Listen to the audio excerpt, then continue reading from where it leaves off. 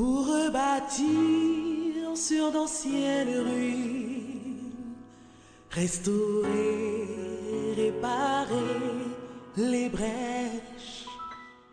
Telle est la vision du centre chrétien Grâce Académie.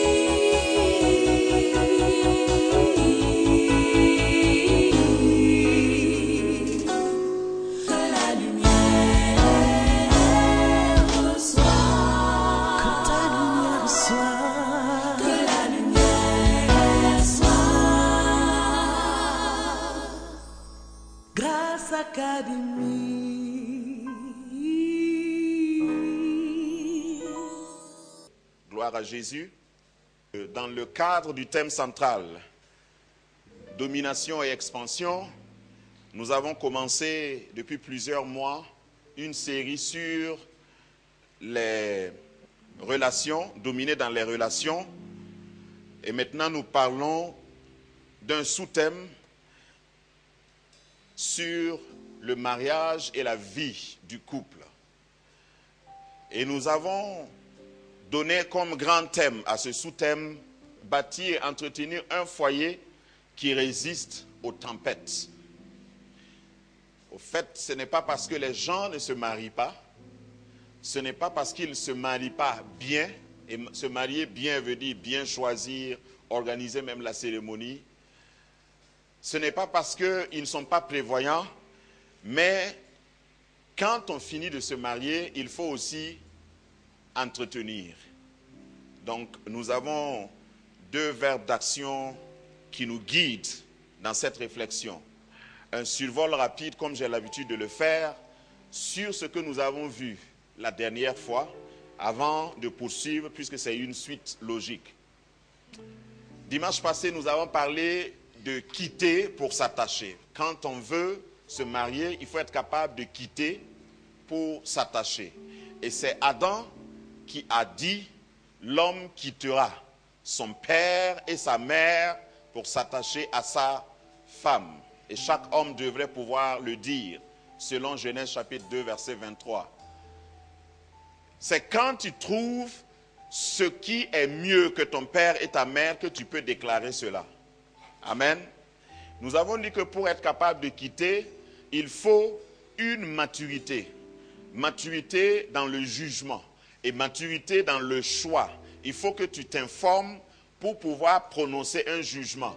Tous nos jugements sont basés sur ce que nous connaissons déjà.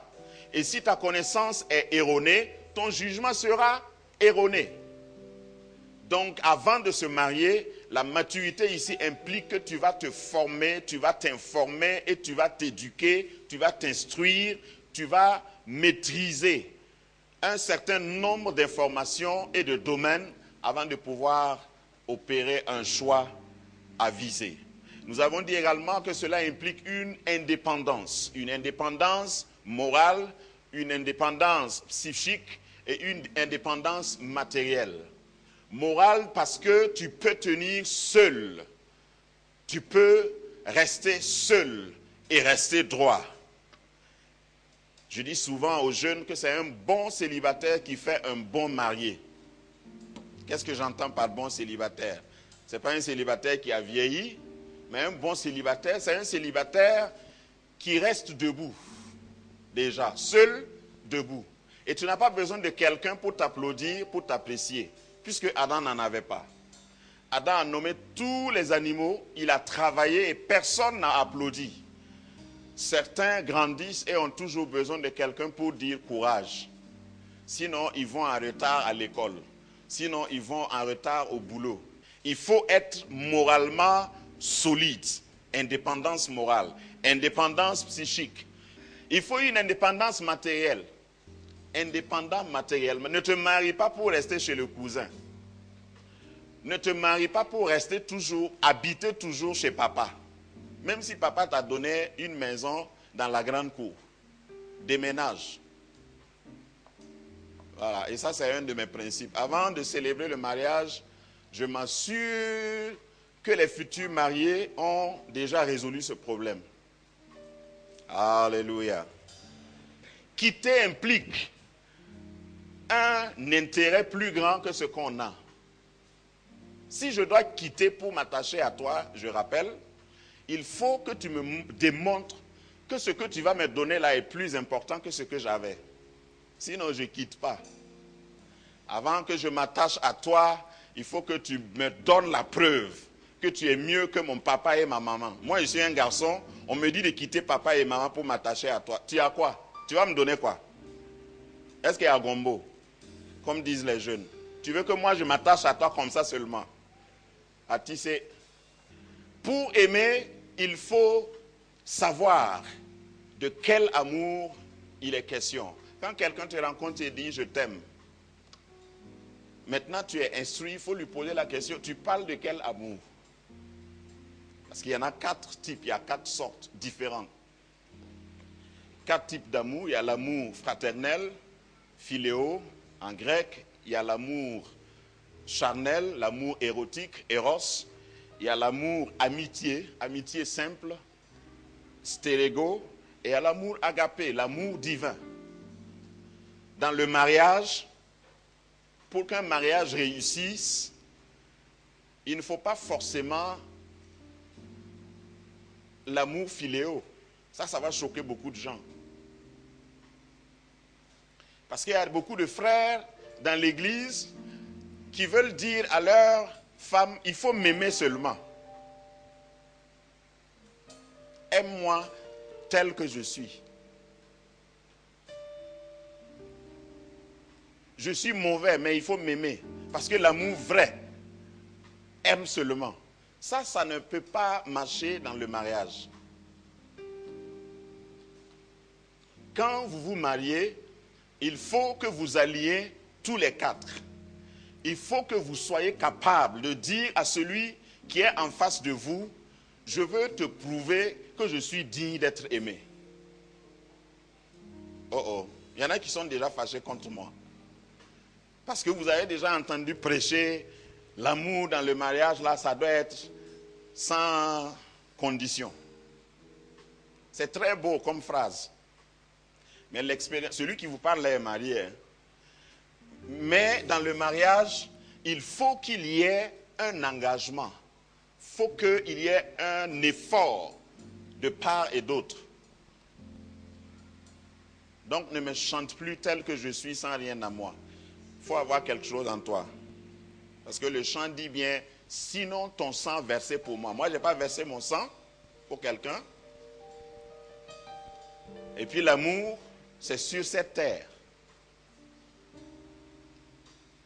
Donc il faut allier les 4 pour pouvoir être épanoui. Vous savez qu'il y a des gens qui ont réussi leur mariage dans le monde. Bon, c'est vrai qu'ils se pardonnent, c'est vrai qu'ils se comprennent, c'est vrai, mais ça implique que chacun fait un effort. Donc cessez de dire à vos conjoints et à vos conjointes, il faut m'aimer seulement. Si tu es chrétienne, tu dois pouvoir me supporter comme ça. Moi, mon caractère là est comme ça. Si je me fâche, je te tape. Mais il faut m'aimer seulement. Non. Je suis impulsif. Mais il faut m'aimer comme ça seulement. Parce que l'amour philéo est sans condition. Vous savez quoi? Généralement, on dit ça quand il s'agit de l'autre. Mais si c'est toi-même, dans la situation, tu ne vas pas dire la même chose. Donc, prépare-toi, équipe-toi. Amen. Voyons maintenant aujourd'hui ce que nous allons considérer toujours dans ce même passage de Genèse chapitre 2 verset 23. Aujourd'hui, je vais parler de devenir une seule chair. D'abord, il y a quitter pour s'attacher et devenir une seule chair. Quelle est l'implication de devenir une seule chair? Genèse 2, 23. Et l'homme dit, voici cette fois-ci celle qui est os de mes os et chair de ma chair, on l'appellera femme, parce qu'elle a été prise de l'homme. C'est pourquoi l'homme quittera son père et sa mère et s'attachera à sa femme, et ils deviendront une seule chair. Devenir une seule chair, c'est le projet, c'est l'objectif du mariage. Vous pouvez déjà, si quelqu'un vous posait la question, quel est l'objectif du mariage? Vous pouvez dire, devenir une seule chair. Vous vous mariez pour devenir une seule chair. Devenir une seule chair implique plusieurs choses. Devenir une seule chair nécessite beaucoup de choses. Et c'est ce que nous voulons voir. Premièrement, devenir une seule chair est un processus et non un événement. Un processus et non un événement. Pourquoi? Parce qu'il y en a qui pensent que cette déclaration concerne simplement la date du mariage ou l'union conjugale. Quand vous venez à l'église et puis on prie pour vous et le pasteur déclare aujourd'hui ils sont devenus mari et femme, ils sont devenus une seule chair. Il y en a qui pensent que c'est quand vous allez sur le lit conjugal que vous devenez une seule chair. Ça peut être ça, mais c'est beaucoup plus profond que ça. Devenir une seule chair, c'est un processus. Ce n'est pas un événement ponctuel. Et il y a beaucoup de gens, après quelques mois de mariage, ils sont en train de se demander s'ils ne se sont pas trompés. Pourquoi c'est comme ça? Pourquoi nous avons des difficultés? Alors qu'on s'est marié dans la volonté de Dieu. J'ai même jeûné. Il y en a qui vont vous préciser ça. J'ai prié pendant 3 semaines. J'ai vu 4 prophètes qui m'ont tous dit la même chose. Mais quand je me suis marié, il y a des difficultés. Parce qu'ils n'ont pas compris que devenir une seule chair est un processus. Que quelqu'un dise avec moi un processus. Ça veut dire que ça a un commencement et il y a une continuité. Il y a une démarche. Il y a une implication, plusieurs implications dans ce processus. Quand tu penses mariage, ne pense plus que c'est quelque chose d'instantané. Ne pense plus que c'est quelque chose que tu reçois ou que tu deviens après une prière d'un prêtre ou d'un pasteur. Ne pense pas que c'est quelque chose qui doit te descendre du ciel et puis vous devenez une seule chair. Ce n'est pas parce que les gens vous disent « Oh, qu'ils sont beaux ». Vous formez un beau couple. À certains couples, quand on leur dit ça, dans leur cœur, ils disent « Vous n'êtes pas au courant de ce qui se passe. » Puisque c'est un processus qui a commencé et qu'il faut poursuivre avant de devenir. Maintenant, vous allez me demander, c'est donc à quelle date ou c'est à quel anniversaire du mariage qu'on devient finalement une seule chair? Ça, il faut que vous demandiez à quelqu'un qui est marié avant moi. Et j'ai fait ça. J'ai demandé à plusieurs personnes qui se sont mariées bien avant moi. J'ai demandé à un monsieur qui avait 65 ans de mariage pendant mon voyage. 65 ans. Ils vivent ensemble. Sa femme est très âgée. Elle ne peut même pas se lever si on ne la tient pas. 65 ans de vie conjugale. Je leur ai demandé, est-ce que dans votre couple-là, c'est devenu automatique maintenant? Est-ce que vous avez encore besoin de fournir 65 ans? Waouh! Normalement, on devait vous décorer. Est-ce que vous avez besoin encore de faire des efforts? Et vous savez quoi? C'est madame qui a répondu la première. La mamie m'a dit, de quoi tu parles? Chaque jour, nous faisons des ajustements. Chaque jour, nous faisons des concessions. Et je crois, finalement, que devenir une seule chair là, ça dure toute la vie, toute la durée de votre mariage. Oh oh. Je vois des nouveaux mariés qui disent, yeah, donc ça ne va pas finir maintenant. Non, ça ne va pas finir tout de suite. Ça dure toute la vie. Quand vous êtes ensemble, la Bible dit c'est la mort qui va vous séparer. Ça veut dire vous allez continuer à travailler à être une seule chair jusqu'à ce que la mort vous sépare. Dès que vous cessez de travailler pour devenir une seule chair, vous allez mettre de la distance entre vous. C'est ce qui explique les problèmes dans les couples. C'est ce qui explique même certains divorces. Je ne dis pas tous les divorces, mais certains divorces sont causés principalement par le fait qu'on ignore, parce qu'à un moment donné, ils s'arrêtent et puis ils disent, c'est pas aujourd'hui qu'on s'est marié. Pour votre information, l'homme change. La femme aussi. D'ailleurs, si tu es à côté de ton époux, de ton épouse, il faut dire, je n'ai pas fini de changer. Hein? Et je le dis à ma femme, moi, je n'ai pas fini de changer. Je suis toujours en train d'être changé ou de changer. Je connais des gens qui aimaient certaines sauces quand ils étaient jeunes. Et puis à un certain âge, ils disent, non, non, ça me dégoûte maintenant. Mais tu m'avais dit que c'est ta sauce préférée. Il dit, non, non, non, je ne veux plus ça. Voilà. Tu fais quoi? Il faut t'adapter. Quand vous vous mariez, il avait dit qu'il aime le sport. À lui, il aime vraiment le sport. Et puis à un certain âge, tu l'invites à faire du sport. Il dit, non, ça m'énerve d'ailleurs. Il ne faut pas dire que c'est un démon.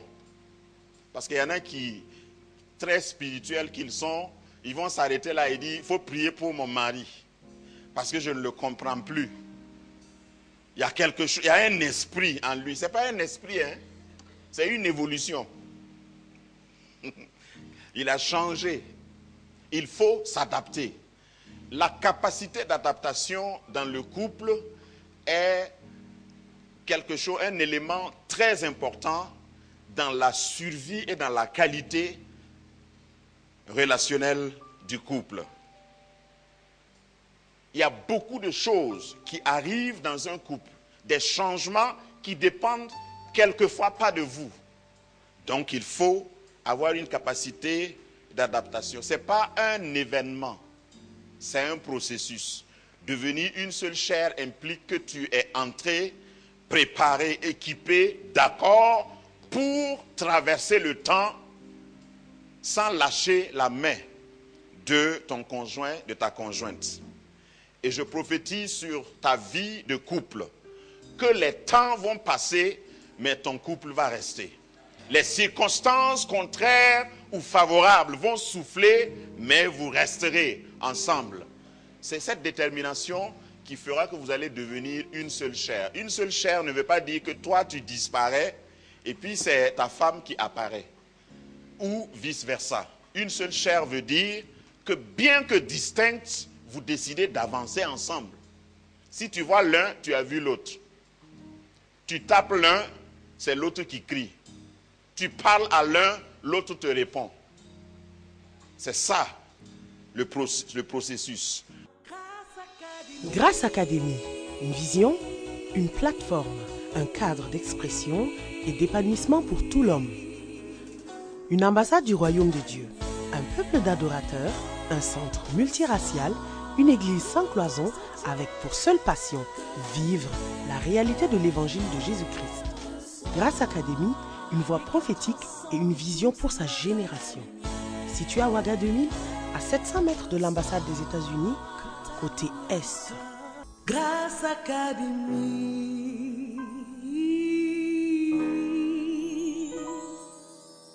Deuxièmement, devenir une seule chair implique un engagement conjoint, c'est-à-dire un engagement de chaque côté.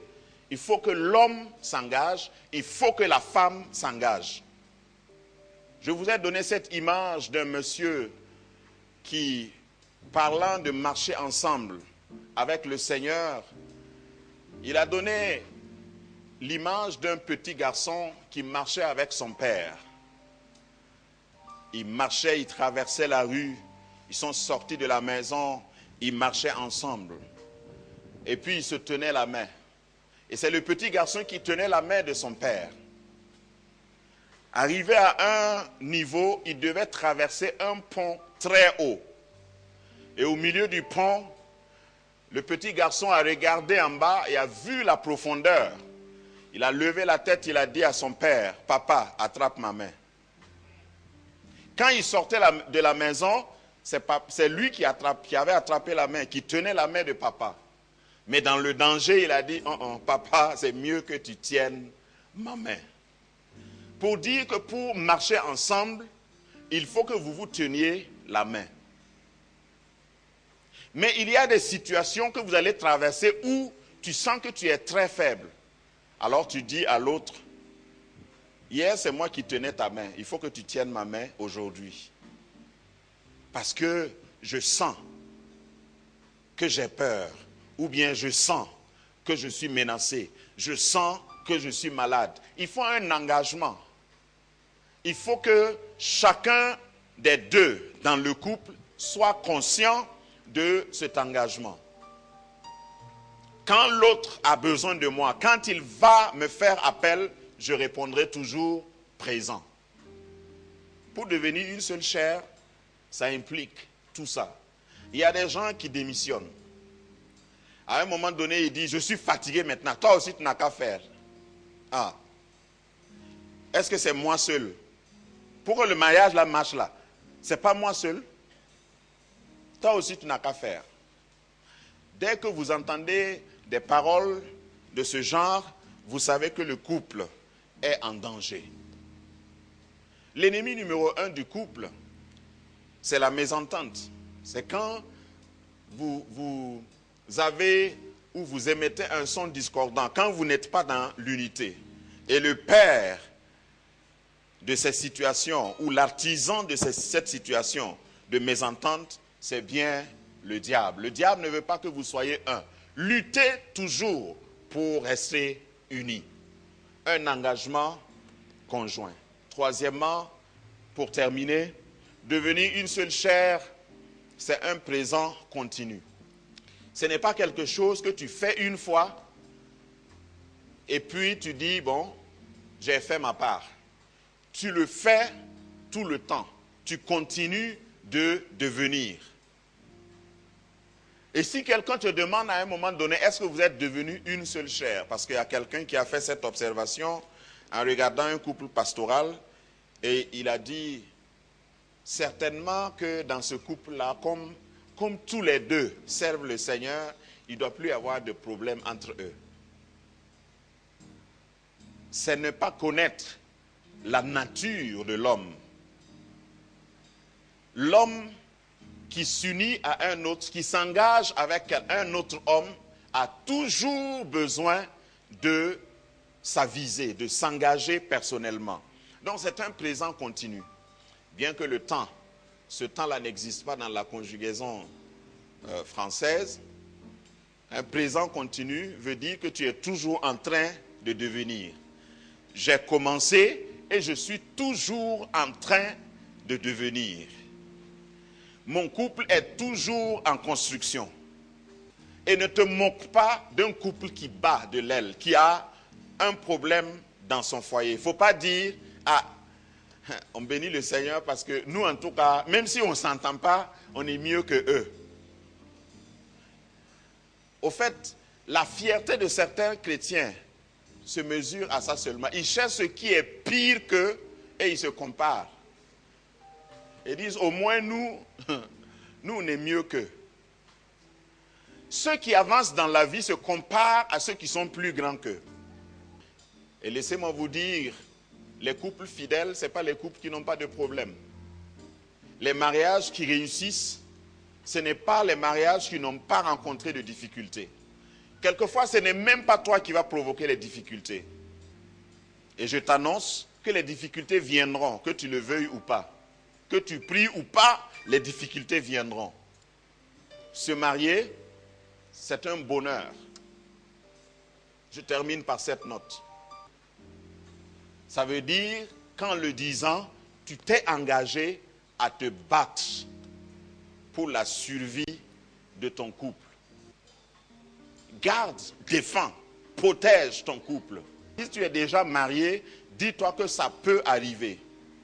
Et que toi, tu peux triompher, tu peux réussir. Parce qu'il y en a qui t'ont dévancé et qui ont réussi. Amen. À ceux qui ne sont pas mariés et qui m'écoutent ici et ailleurs, je voudrais dire que le mariage, ce n'est pas ce qu'il te faut pour aller au ciel. Aujourd'hui, c'est clair que dans l'église, il y a des gens qui sont arrivés à cette étape du mariage et qui se sont arrêtés. Il dit, Seigneur, je ne peux plus rien faire. Tant que tu ne me donnes pas un mari, qu'est-ce que tu veux que je fasse? Toi-même, tu as dit qu'il n'est pas bon que l'homme soit seul. Et puis, ils sont garés.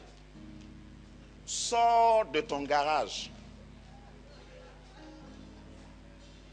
Tu as de la valeur avec ou sans homme, avec ou sans femme. Il y a tellement d'animaux qui sont anonymes autour de toi. Donne-leur des noms. Il y a des terrains qui ne sont pas lotis. Lotis-les. Commence à travailler.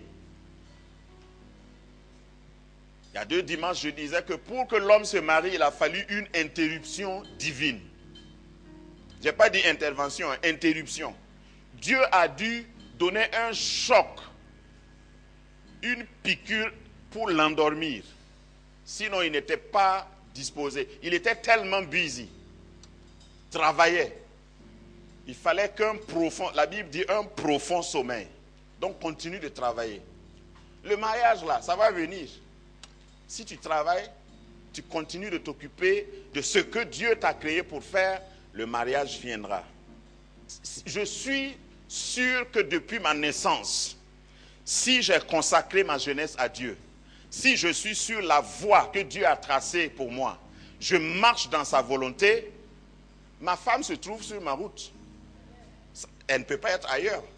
Je suis déjà dans la volonté de Dieu. Célibataire dans la volonté de Dieu. Faisant la volonté de Dieu. Dieu ne va pas se gratter la tête, ça c'est une façon de parler, pour dire, mais comment je vais faire pour lui trouver une femme? Non, ma femme est sur ma route. Il n'y aura pas un temps où je vais m'arrêter et puis dire, ah, il faut que je recule pour voir, ou bien il faut que je prenne ce virage pour voir si je vais rencontrer ma femme. Si tu es dans la volonté de Dieu, tu vas rencontrer ta femme. Qu'aucun message, qu'aucun prédicateur, qu'aucun oncle, parce qu'il y a des oncles qui rencontrent les célibataires, et toi tu n'es pas encore marié. Tu cherches quoi même? Tu attends quoi? Quand quelqu'un te pose cette question, il faut lui dire, j'attends le retour de Jésus. Parce que marié ou pas, si tu es fidèle, tu vas être enlevé. Voilà. Et il y a même des gens qui ont raté leur mariage et qui veulent te pousser précipitamment à y entrer. Comme ça, ils vont avoir des colères d'échec. Ils vont avoir quelqu'un qui est changé.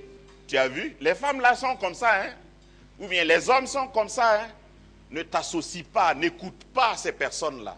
Je ne suis pas en train d'encourager quelqu'un à ne pas s'engager dans le mariage, mais je veux te dire que si tu laisses ta tête être bloquée, si le mariage est un mur devant toi, il y a des gens qui sont en cessation d'activité, d'entreprise, parce qu'ils ne sont pas mariés. Ils attendent. Sors, quitte cette salle d'attente et mets-toi en activité. Marche sur la voie que Dieu a tracée pour toi. Et la femme là n'aura pas de raison d'attendre. L'homme que Dieu veut pour toi va te rejoindre. Alléluia. Celui que Dieu a choisi pour toi là n'a pas le choix. Dans ta prière, il faut dire, Seigneur, protège-le. Je sais que tu sais où il est. Il faut le protéger. Il ne faut pas qu'il ait accident. Je ne veux pas qu'il me retrouve avec un pied cassé. Garde-le intact. Garde-la intacte. Parce que nous devons aller ensemble. Et quand tu franchis une étape, tu dis, Seigneur, pense à celui qui va vivre avec moi. Cette expérience bénie que je viens de vivre avec toi, il faut que lui aussi il ait ça. Parce que quand on va se retrouver là, moi je n'aurai pas le temps pour le former. Alléluia. C'est pourquoi Ève n'est pas née bébé. Quand Ève est sortie, elle était déjà adulte, femme accomplie. Ève n'a pas connu la puberté. Elle était déjà tout. Donc ta femme ou ton mari, quand il va venir, il faut qu'il soit déjà équipé.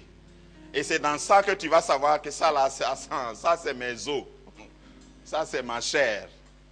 Amen. Rendez-vous à ton mariage. Ces dernières 5 minutes là, c'était pour les célibataires. Je ne vous ai pas oublié, je vous aime, je prie pour vous. Et vous allez réussir. Vous allez être des témoins fidèles pour parler, pour prêcher. Malgré les statistiques, vous allez dire, le mariage peut réussir. Alléluia. Nous allons nous tenir debout. Pour rebâtir sur d'anciennes ruines, restaurer, réparer les brèches. Telle est la vision du centre chrétien Grâce Académie.